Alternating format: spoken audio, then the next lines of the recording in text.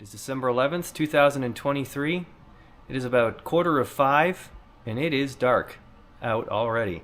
It's amazing. I was actually just looking at the calendar today, and I was thinking that the winter solstice is just quickly among us here. It's approaching us next week, almost a little over a week away, and it's crazy to think that the shortest day of the year is here, and immediately thereafter the days start getting longer and exponentially so. Before we know it, January is here, February, March, and April, and usually around the middle part of April, early April, things here in my part of the world start to liven up in the realm of work out in the bees. But until then, it's nice to get a break, and that's what I've been doing over the last several weeks with November. I finished wrapping the bees and getting the bees packed away about I think it was the 15th or the 20th of November. We got them all packed up, and it's nice to know that for the most part they looked pretty good. Lots of nice clusters, and the weight on a lot of them were where they were well provisioned for food, so I'm not worried about starvation anytime soon. I will go back out, and I will probably take a look at some colonies.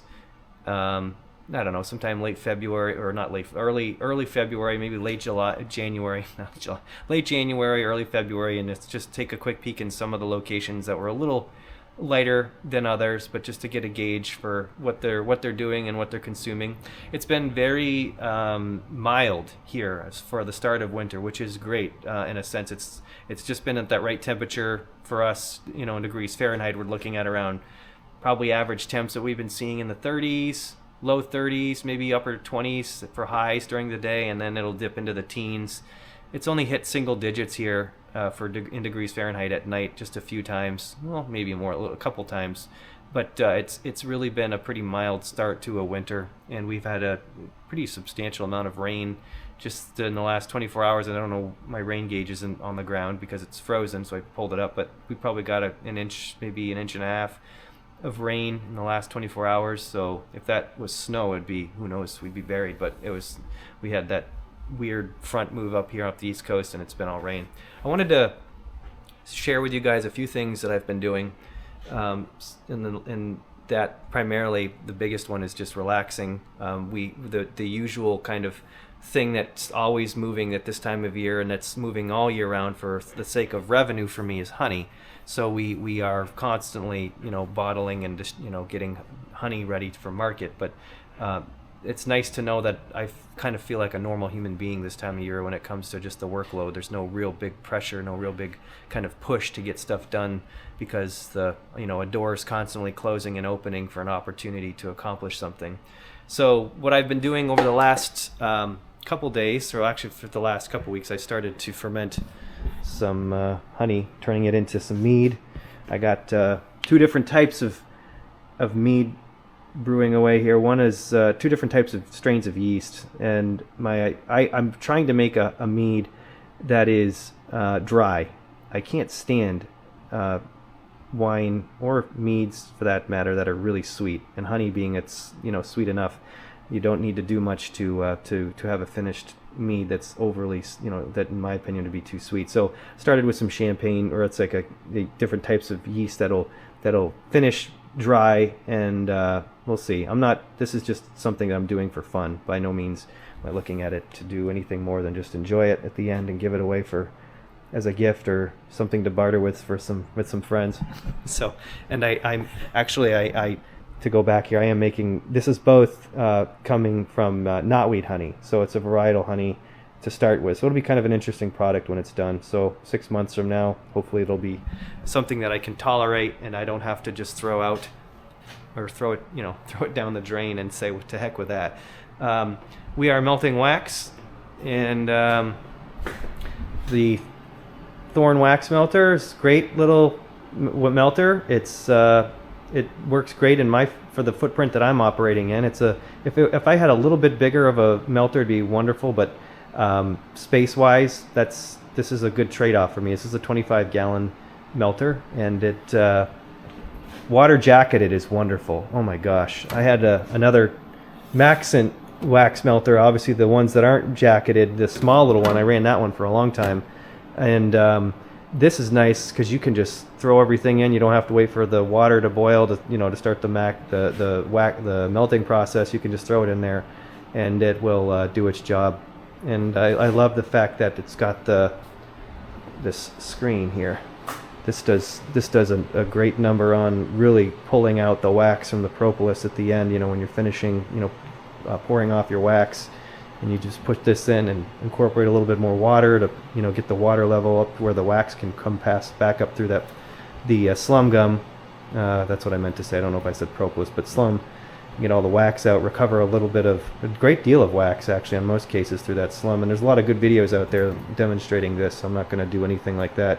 There's plenty of content out there already, but I just wanted to tell you guys that if you're looking at a good wax melter, this is definitely worth the investment. And that's just on my own. I'm not paid to talk about Thorn or anything, but it just props to people that are doing a good job making good equipment.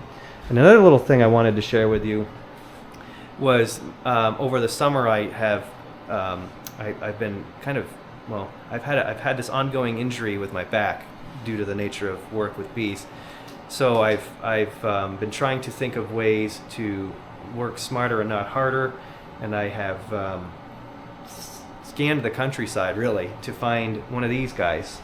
This is a used Walter Kelly super elevator, and it's a shame that Man Lake really gutted out the Kelly company, and where you can't even buy these anymore.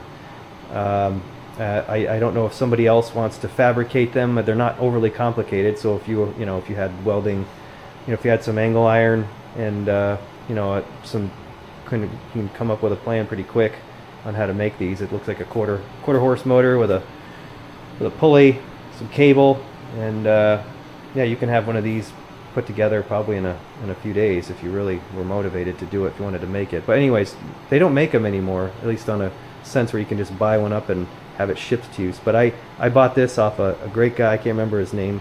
If he's watching this video at all, forgive me, but this came just as it is. It's a used one, and it works. Just plug it in, and it works beautifully. The thing is, it works great on my footprint as a small commercial guy, where you just have to take stacks of supers, individual stacks. We stack our honey supers are about 7 mediums tall on these individual little pallets, and they go right on the forks. Loaded on with a dolly, and then you have this lever here.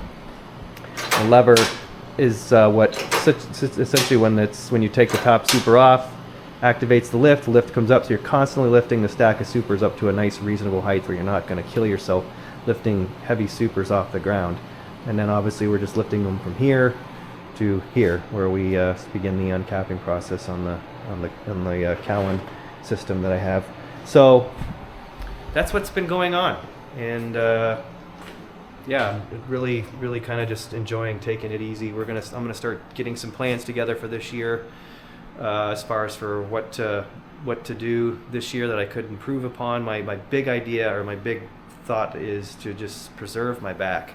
And I want to just put if there's anyone out there that's watching this that's just starting to really ramp up beekeeping as a vocation, and even obviously not just vocation but as a hobby, please do yourself a favor and just be careful with your back, because you only have one. And it's a shame. I used to have all these great beekeepers that I met in the beginning, and just starting out, and they would always kind of reiterate something, about their back, or be careful and work smarter, not harder. And here I am, in my late 30s, and if you're just constantly pushing your body to the red line, you're just at full tilt all season long.